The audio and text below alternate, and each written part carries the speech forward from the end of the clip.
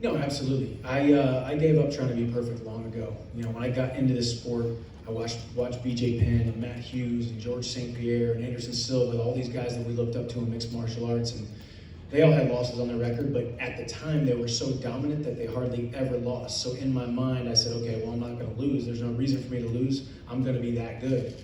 Then you go through a couple losses, you grow through failure, you grow through struggle, and you realize, hey, it's all part of the process. You know, me coming in, and you look at my record thus far, 1-2 in the UFC, fighting the toughest guys on the planet at 155 pounds.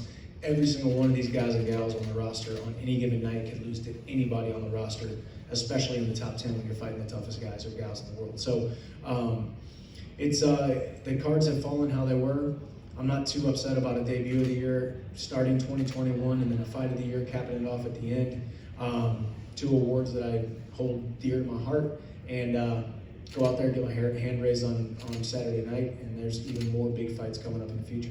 Absolutely. Tony Ferguson is a big fight. You know, he had the famous Dana White privilege line. We all got a big kick out of it. Everybody laughed, and then we brought it up to him today, and he doesn't find it so funny anymore. It seems like he's got a little chip on his shoulder, maybe a little anger towards the organization, I think, but maybe a little bit towards you as well. What do you make of that? I'm sorry, Tony, but that Dana White privilege line might be the funniest thing that has ever been said on a microphone in the context of mixed martial arts. He's right. I am his boss's favorite fighter. I am Dana's favorite fighter. Dana White privilege is not on the line here. I've already got it. And no, man, it's all fun. You know, I saw him after the press conference. It's all respect. He's going to go out there and try to take my head off, and I'm going to do the exact same thing. But when it comes to animosity, I got no animosity towards him. He's all business. Is it true? Is it blunder? Is it just words? Was his lip service? We don't know. All I know is he's going to run into a buzzsaw on Saturday night, and my Dana White privilege is not going to make a difference no matter what. Last thing for me, I mean, obviously your track record speaks for itself, but are you thinking about rankings and title shots and what comes next, or is this all about, at this point, about just coming in and, you know, turning in these fan-friendly, amazing performances and then just seeing what comes next? Man, I'm always looking at the future. I'm always looking at the game. I'm a student of the game, and now I'm a student of the lightweight division here in the UFC, how all the pieces are falling together, how people are in the rankings, who's out of the rankings, who are coming in, who's moving weight classes. There's a bunch of different stuff going on. But I truthfully think that everything in the fight business is up to time and circumstance. The reason I got the title shot back in May was the interesting set of circumstances where Conor and Poirier were tied up for a third fight. Khabib retires. In steps me and Charles Oliveira. Now, there's going to be a scenario on Saturday night where one of the two men in the main event win the fight and either retain the title or win the title, and there's not an MMA fan alive that doesn't want to see me rematch either of those guys, Charles Oliveira and especially Justin Gaethje, in a 5-round title fight. So we'll see what happens. All I know is I can take care of business on Saturday night. I'll break bread with Dana and Hunter, and we'll talk about what's next.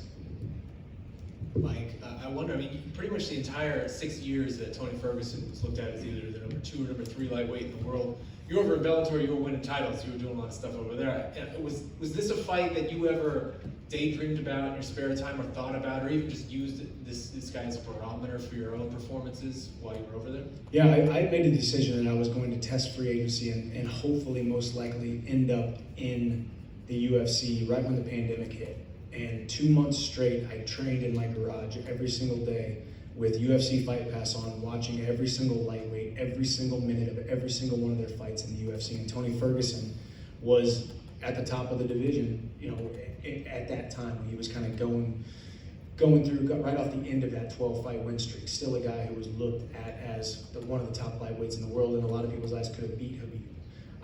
Tony Ferguson was the first name on our list that we wanted to fight when we came over to the UFC. He turned down the fight and then offered to fight me like a month after Fight Island. I just wasn't ready. I'm away from my family. I needed to go spend time with them, date my wife, and serve my child.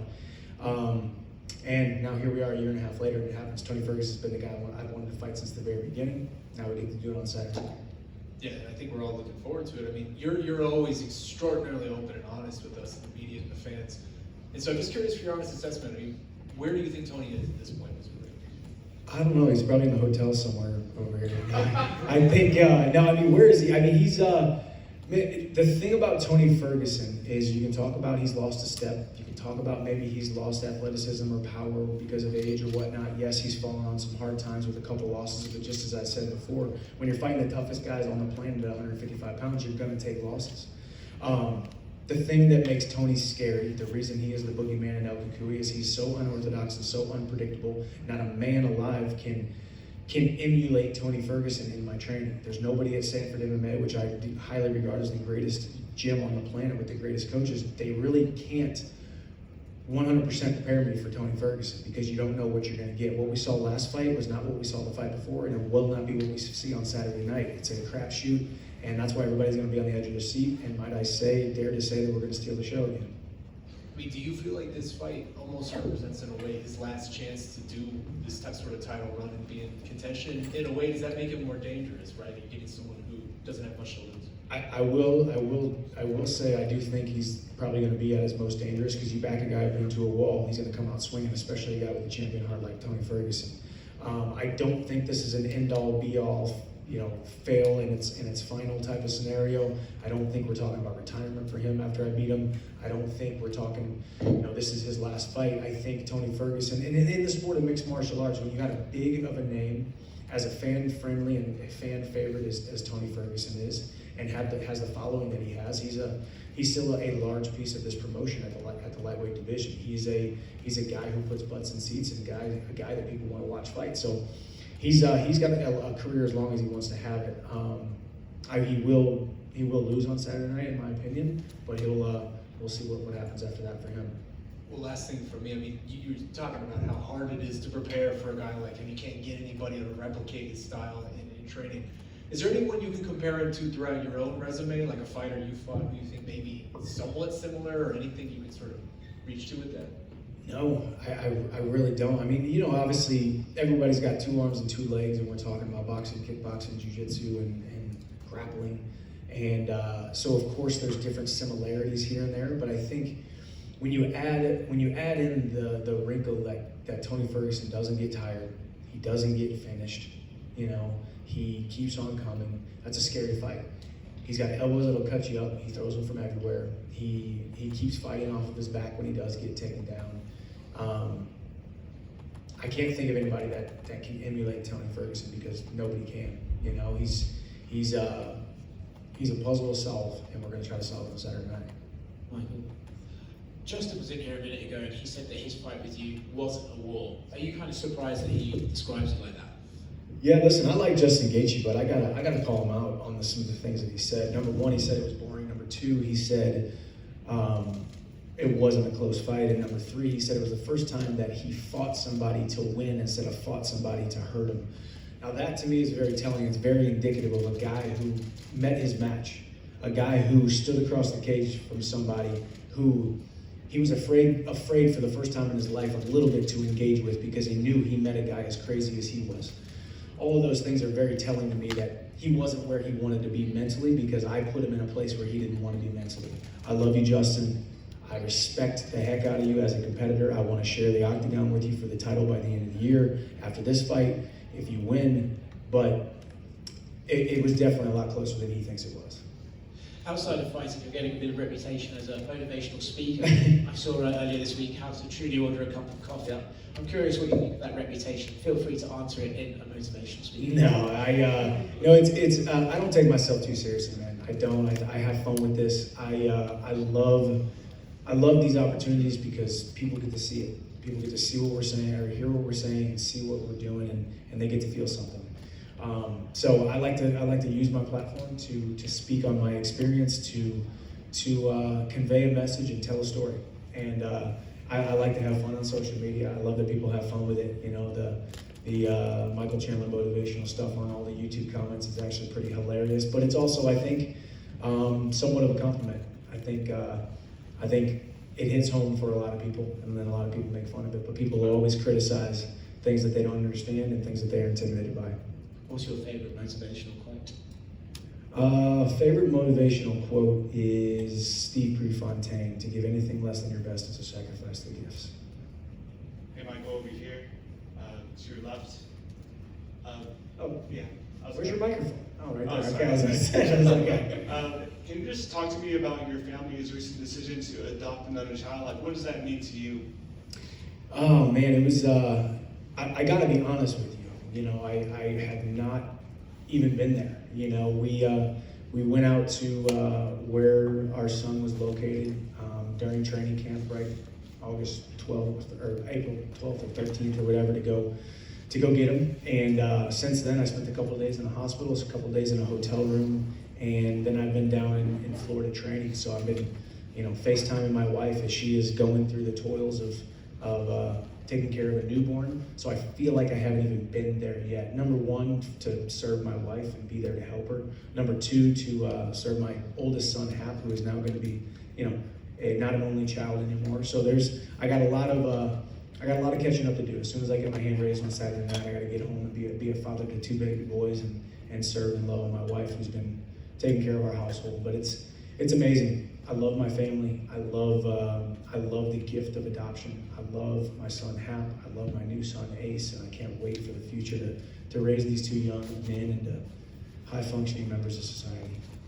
Is a father of two Michael Chandler going to be more dangerous than father of one Michael Chandler?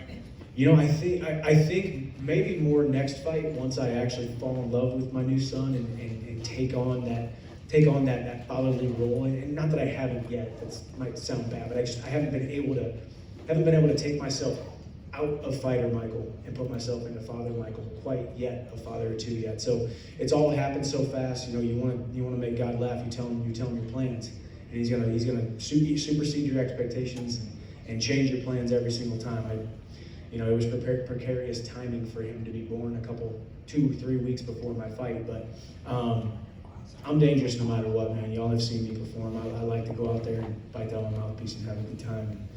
I definitely got another why, a little extra wrinkle in my game, a little bit of extra love in my heart. Looking at your Justin Gaethje fight, in the countdown, it said you kind of like fell into it, like the crowd was kind of erupting. You got into that war. Against Tony Ferguson, it doesn't seem like it matters who he fights. They're going to get booed regardless because Tony Ferguson is such a fan favorite. Have you had to do anything in camp to prepare or just get your mind so you don't fall into that trap of the fans around you?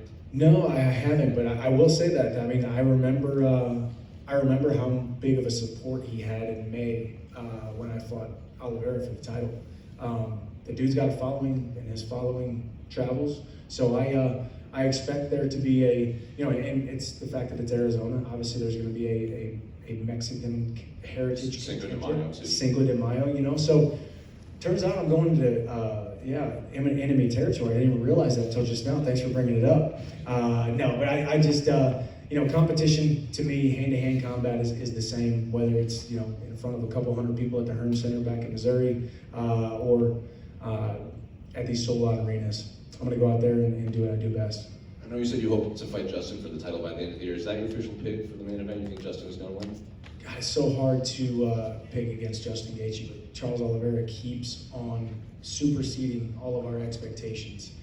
It's hard to make a pick. If I had to be a betting man and put money on it, I would say Justin Gaethje gets the slight edge just because he can push for so hard for 25 minutes. We know he's going to be able to do that. So that would be my official pick. And yeah, I think there's no MMA fan on the planet that doesn't want to watch me fight Justin Gaethje by the end of the year for the title. Hey, Michael, over here. You've been speaking a lot about Tony's erratic striking patterns, and you've said multiple times how no training partner could exactly emulate what he brings to the table. So how do you possibly prepare for someone as unpredictable as Tony Ferguson is? It's a good question, and I answer it how I always answer everything. When most people ask about opponents and film study and how much time is allotted towards my own increasing of my skills and how much focused on the opponent, I always focus 80 to 90% on myself. How does Michael Chandler become a better athlete, a more dangerous striker, a more dangerous grappler, in shape, strong, fast, athletic? How do I use my attributes to fight anybody and beat anybody on the planet? And then that last 10, 20% focus on small little habits and tendencies and idiosyncrasies of the opponent. We've watched Tony's tape. It's impressive in so many different ways, and as you said, it's erratic and it's unpredictable. So that's kind of the fun thing about this fight. Expect the unexpected and go out there and just be comfortable not knowing what is coming next. Be comfortable and have no expectations of how the fight is going to play out, go out there and have fun and be confident in my skill set, I get my hand raised. And lastly, going off what you just said, you often speak about setting yourself apart from the rest in regards to your training regimen or other lightweights in the division. So what are some things you do on a daily basis that differentiate you from the pack? Man, I think I've trained on the East Coast, West Coast, and everywhere in between. I'm telling you right now, nobody lives the lifestyle that I live. And I'm 36 years old and I'm competing at an extremely high level because of it. Why has my body lasted so long? It's great supplementation, it's great sleep, it's taking care of my body and treating myself like a professional athlete. And then inside of the training sessions, going harder than everyone else, doing the extra stuff, and then taking care of my body through body work and myofascial release on my roller every single day. The body will perform and last so much longer than we give it credit for if you give it the right tools and you give it the right love that it deserves. So I just go harder than everyone else. My standard for hard work is much higher than anybody else that has sat in this chair, and I will put that on everything. So that's what I've done, and I don't like to get out of shape, so I stay in shape, and that's why it's lasted so long. Got one here in the back, left. Michael, your run so far here in the UFC has been ultra exciting. Had the fights and your time with the organization lived up to the expectations you had when you signed? It's exceeded my expectations. You know, I think when you're outside the UFC, you have this view of what it might be to be over there in the UFC, and it has exceeded my expectations. The bright lights, the platform, the ability to have a voice and a platform is what I've always wanted. I've always felt like I was underutilized and underappreciated for the amount of work that I put in and the amount of skill that I had. You know, going back to that gentleman's question, I've treated this training camp and every other training camp in my entire life like it was the most important training camp of my life. I fought some very subpar fighters compared to my abilities, and I always trained as if I was fighting the #1 guy in the world. So to not get the recognition for that was hard at times, knowing I was underappreciated, and that's why I spend as much time as I can on this microphone and spend as much time as I can in front of these cameras, because I'm making up for lost time, and I love my life and I love my job. We knew you as a long time as the face of Bellator. Do you feel now at home as a UFC fighter? Well, I am Dana's favorite fighter, so no, I do. You know, and I think there's always a transition period. First, they doubt you, then they kind of hate on you and doubt you at the same time, and then they start to embrace you. And that was the mixed martial arts fans are amazing fans, but they are very rigid at times. And I was a nobody who had to come in and prove myself. And here we are 16 months into it, and I've asked for the hardest fights and the biggest names in the sport. Not many guys want to go out there and fight Justin Gaethje for a second time. Not many guys want to go out there and call out Conor McGregor, not because of the money, not because of the red cane, not because they want the legacy fight and the stage and the significance of that fight. I want all the smoke. I want all the big fights. I want all the big names. I want all the big stages. And that's what the UFC can give you that other organizations cannot. I'm right at home, and I'm 100% a UFC fighter, and people are starting to accept that. And you previously had also said you were here for a good time, not for a long time. Are you seeing more and more options, so maybe extending the period of time you may be here? Yeah, I always said that too, because I wanted people to know I ain't no spring chicken. I didn't come into this organization as a 24-year-old. I came into this organization as a 34-year-old seasoned veteran, and here I am celebrating my 36th birthday a couple weeks ago, and I still feel great. I still got some huge fights on my horizon. I do believe I will be UFC champion by the time I hang up the gloves, and I think that's sooner rather than later. Thank you. Michael, just to your end. We had Donald Cerrone earlier today, and he became very emotional talking about the prospect of fighting in front of his child on Saturday. I know your oldest Hap will be watching you live for the first time on Saturday. Can you put into words how special that will be? I try not to think about it, honestly. It's like, take yourself back to Madison Square Garden. You take yourself back to title fights. You take yourself back to these experiences that have bigger implications than just the fight. The huge platform of Madison Square Garden, or getting to fight for a title. those things can get inside of your head and make you fight differently. When I know my son Hap is there, and my wife, you know, two of my favorite heartbeats on the entire planet, it's I don't want to think about it too much because I got a job to do, and I just want to get my hand raised. I want to jump out of that cage, and I want to go hug him and tell him that I'm ready to be home and I'm ready to be daddy, because he deserves that. And I fell in love with him 5 years ago, and I looked into his eyes and told him that I was going to love him and serve him and take care of him. And this sport that I love takes me away from him at times, but he will know that every man has to work. And for him to sit there in the front row and to be able to see what daddy does for work, I think that's going to be really cool. So I'm excited about it, and try not to think about it too much. So thanks for bringing it up. Thank you, Michael. Just one here to your left, close it out. I know you said in the past 2 fights that you zigged when you should have zagged, and that's kind of the difference between winning and losing. Is there anything you can do going into this fight to clean that up? I know it's chaotic in there. I know decisions happen in a split second, but is that something you've thought about that you can change, or is it something that just kind of happens? Yeah, I mean, I think that's why we love this sport, man. Every single fight is different, and every single moment could be catastrophic for yourself or your opponent, and that's why we love the sport. I am confident in my skill set. I'm confident where I am exactly right now. I'm confident in some of the things that I've cleaned up from previous performances.